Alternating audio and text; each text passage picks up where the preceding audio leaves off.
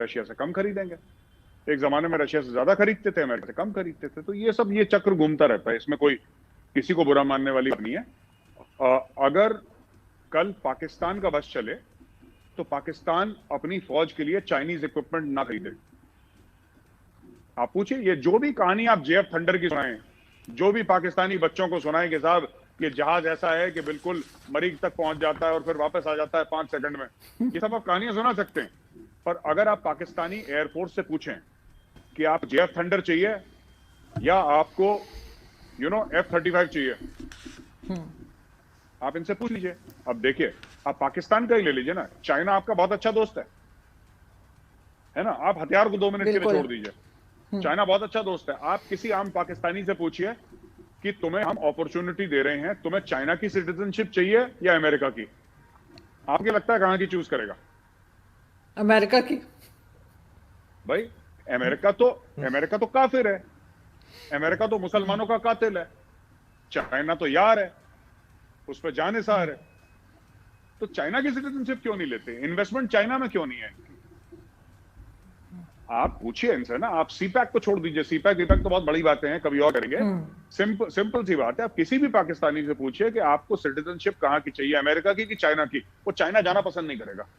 जितने भी बच्चे पढ़ रहे हैं चाइना में स्कॉलरशिप में, वो पाकिस्तान की क्रीम ऑफ द सोसाइटी के नहीं बच्चे पढ़ रहे हैं। उसमें होंगे एक दो भी, ऐसी बात नहीं है, एक्सेप्शंस होंगे। ज्यादातर जो पाकिस्तानी क्रीम है सोसाइटी की, उसके बच्चे आपके इंग्लैंड में पढ़ रहे हैं, अमेरिका में पढ़ रहे हैं। They are not studying in China. China में वो पढ़ रहे हैं जिसको चाइना ने स्कॉलरशिप दे रखी है। कितने लोग हैं जो कहते हैं कि चाइना में हम अगर कोई भी अगर कल आपके पास ही पैसे हों, 10-15 लाख रुपए हों, कोई भी एवरेज पाकिस्तानी के पास डिस्पोजेबल इनकम हो, और बेगम बोले कि जी अपने 2 बच्चों के साथ चल के हम लोग छुट्टी पे चलते हैं, है ना, 2 हैं, आपको बीजिंग जाना है कि आपको न्यूयॉर्क जाना है, आप कहां पसंद करेंगे? Obviously they go to New York, nobody wants to go to China, कोई नहीं जाना चाहता। तो ये सब देखिए, जहां तक हथियारों की बात है, the quality of American weapons is far better. Russian weapon system study हैं, अच्छे हैं, हम लोग लेते आए थे। अब हमारे पास पैसे हो गए। अब जब इंसान के पास पैसे हो जाते हैं, पहले वो दर्जी से सिलवाता है, जब उसका बजट लिमिटेड होता है तो क्या कर, दर्जी के पास जाता है, नाप देता है। फिर जब उसके पास पैसे हो जाते हैं, वो ब्रांडेड खरीदता है। फिर ज्यादा पैसे जो आते हैं, फिर वो बिस्पोक खरीदता है, जो कहता है कि नहीं, मैं I will go to Bond Street London and फिर अपने हिसाब से सिलवाऊंगा। तो इंडिया बॉन्ड स्ट्रीट पहुंच रहा है धीरे धीरे ना, दस्तक दे रहा है उसमें। So we are buying the best weaponry in the world because I think probably we have that kind of money to buy it. तो सर को ऐसा रशिया को ऐसा बैड फील नहीं करना चाहिए कि मतलब आप ऐसा क्यों कर रहे हैं। आप बुरा मान के सल्फ करके थोड़ा सा नखरे दिखा के आप किसी को मना नहीं सकते। You have to give us कौन सा ऐसा वेपन है जो कि अमेरिका से अच्छा है, हम वहां से खरीद लेंगे। मेजर साहब, बहुत से लोग ये भी कहते हैं, और इंडियंस ही, मैं पाकिस्तानियों की बात नहीं कर रही, बहुत से इंडियंस ये कहते हैं कि मेजर साहब कहते हैं कि जी हम कुछ भी खरीद लेंगे, भारत के पास पैसा है, हम ये ले लेंगे, हम वो ले लेंगे। वो कहते हैं इतना पैसा भी नहीं है जितना मेजर साहब बता रहे होते हैं। नहीं, इतना पैसा किसी के पास भी नहीं होता, पर जो हमें चाहिए, हमें राफेल चाहिए था, हमने खरीद लिया। हमें ग्लोब मास्टर चाहिए था, हमने खरीद लिया। हमें तेल चाहिए, हमने खरीद लिया। आप एक बात बताइए, कौन सी ऐसी कंट्री है जैसे हमने बोला कि आप हम ये हथियार खरीद रहे हैं, आप हमें लोन पे दे दो या हमें एड में दे दो? कोई एक कंट्री है क्या? नहीं है। हमने जो भी दिया पैसे लेकर ही तो दिया ना। सही। इतने भी पैसे नहीं, इतने पैसे क्या, आपको 36 राफेल चाहिए, आपने 36 राफेल के पैसे दिए, आपने खरीद लिया। तो ये लोग क्या चाह रहे हैं कि मतलब क्या बोले कि नहीं साहब फ्री में दे दो राफेल? ऐसे थोड़ा होता है। आपको पैसे देंगे, मिल जाएंगे। तो मेजर साहब इनसे बोलिएगा, जो भी आपके इंडिया के दोस्त है, मेजर जो बोलता है ठीक ही बोलता है। नहीं, मेरे दोस्त नहीं है, उन्होंने वैसे बात की थी। लेकिन मेजर साहब, मुझे ये बताइए ना कि राफेल की बात कर रहे हैं आप, ये एक तरह का थ्रेट है इंडिया की तरफ से पाकिस्तान और चाइना के लिए।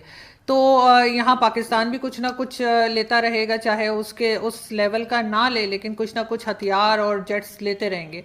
तो आप क्या देख रहे हैं, क्या डेवलपमेंट आप देख रहे हैं कि इस साल में क्या डेवलपमेंट होगी दोनों जगह, चाइना में भी और पाकिस्तान में भी, के मुकाबला किया जा सके इस राफेल का जो आप लोगों ने जिस पे इन्वेस्टमेंट की है? देखिए, राफेल भी आ रहे हैं, F-18 हॉर्नेट भी आ रहे हैं। देखिए, ये सब जहाज जो हैं ये वर्ल्ड क्लास हैं। ये चाइना को तो बेचेगा नहीं, अमेरिका बेचेगा तो हमें ही। चाइना को तो टेक्नोलॉजी देगा नहीं, हमें देगा, इंडिया में मैन्युफैक्चर होंगे, तो चाइना कुछ कर ले। देखिए चाइना ने आज तक कुछ ढंग का नहीं बनाया। पाकिस्तान में छापा कहता है ना, छापा, पाकिस्तान छापा, ये चाइना जो है छापा मारता है। ये आईफोन जो है, आईफोन तो चाइनीज कंपनी है, ये तो अमेरिकन कंपनी है, और जो आईफोन बनाती है फॉक्सकॉन, वो ताइवानीज कंपनी है। इनको तो सब कॉन्ट्रैक्ट में रखा है, इनके वर्कर जाके, इनके लेबर जाके बनाते हैं। तो ये हमें देखना पड़ेगा। देखिए जहां तक आपने हथियारों की बात करी है आरजू जी, मैं आपको बता देता हूं कि ये तो चलेगा। मैंने कमर चीमा साहब की शो में एक बात बोली थी, मैं आपकी शो में रिपीट करता हूं। अगर पाकिस्तानी चाहते हैं कि इंडिया के साथ मुकाबला करें, तो मैं आपको बड़ी सजेशियस और बड़ी रेलेवेंट एडवाइस दे रहा हूं, क्योंकि लोग कहते हैं आप पाकिस्तान के वेलविशर नहीं है, ठीक ही कहते हैं, लेकिन ये एडवाइस मैं दिल से दे रहा हूं, ये एडवाइस मैं दिल से दे रहा हूं। पाकिस्तान सब कुछ बंद करे अपना 20 साल के लिए। ये कश्मीर, तुर्की, ईरान, इवन कश्मीर खत्म करो 20 साल के लिए। और 20 साल के लिए सिर्फ एक मकसद रखे पाकिस्तान, अपना एजुकेशन और अपनी इकोनॉमी, ये ठीक करनी है। एजुकेशन और इकोनॉमी पाकिस्तान को ठीक करनी है। 20 साल के लिए पाकिस्तान इसके पीछे पड़ जाए, दुनिया आपके सामने सर झुकाएगी। आप कुछ मत करो, अपना एजुकेशन और अपनी इकोनॉमी को आप ठीक कर लो बस। बाकी सब हेल्थ सर्विसेज, करप्शन है, धीरे धीरे सब चला जाएगा आपका। लेकिन अगर आपको कश्मीरी देखना है, फिर आप देखते रहो। लेकिन सर इकोनॉमी तो, जी बताइए। सर इकोनॉमी तो इंडिया की भी सुना है कि काफी खराब हो चुकी है, और ये भी मैं नहीं, आपके इंडियंस ही कह रहे हैं, आप ट्विटर पे भी चेक कर सकते हैं। और साथ ही जहाँ तक आप बात कर रहे हैं, तो उसकी जो वैक्सीन बनाई है आपने कोरोना की, तो वो कोरोना भी आप लोगों से हैंडल नहीं हो पा रहा, ये भी आपकी तरफ के ही लोग कह रहे हैं, और इकोनॉमी की भी बात कर रहे हैं। तो क्या अच्छा नहीं होगा कि पहले अपने अपनी जो प्रॉब्लम्स हैं या अपने जो इश्यूज हैं, भारत उनको हल करे और पाकिस्तान अपने इश्यूज को हल करे, बजाय एक दूसरे को ब्लेम करने के। और साथ ही कुछ दिन पहले के अभी तक जो है आपने देखा होगा कि आपके तो बड़े फेवरेट हैं हमारे DGISPR, उनकी तरफ से भी स्टेटमेंट्स आती रहती हैं, और इमरान खान की तरफ से भी स्टेटमेंट्स आती रहती हैं कि भारत हमारे ऊपर कोई हमला करने जा रहा है। तो इन दोनों चीजों को आप कैसे देखते हैं?